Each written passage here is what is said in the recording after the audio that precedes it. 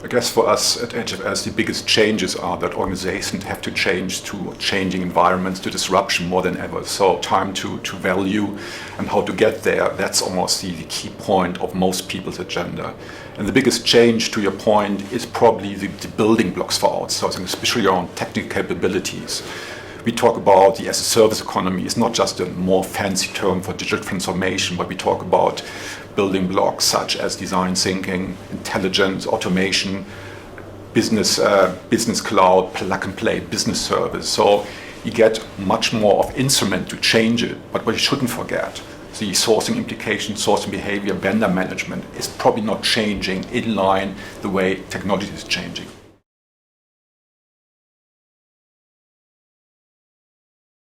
The robots are there, whatever robots are. Obviously, they're software algorithms. We are still at a very nascent state of the industry, but the potential impact could be enormous. I think it's all about delinking the routine service delivery from labor. And that's, I think, the core, the context in which we should talk about software robots. And the whole industry is embracing it, but also a lot of UK companies at the forefront. Think about Blue Prisms and about Celoton. So it's definitely a good reference point for the innovations being made also here in the UK.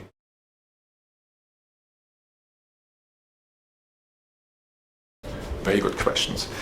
I think almost contrary to a lot of stories out there, the Indian providers at the forefront embracing robotic automation. And it's all about keeping margin. If you almost turn it to the other side, then what's the impact of future of works?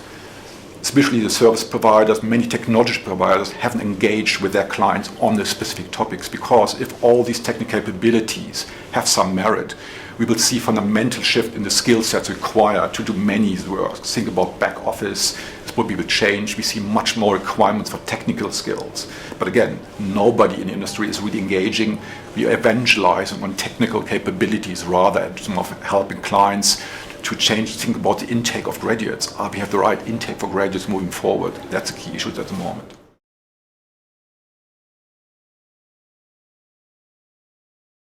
If you think what's behind outsourcing fundamentals, I don't think that will change. So it's all about contracting, sourcing, defining strategic goals. We might call it something different. There are a lot of things. Think about NASCOM, calling BPO, BPM. So people try to move away from the term outsourcing. But I think the fundamentals behind outsourcing, I don't believe they will change fundamentally.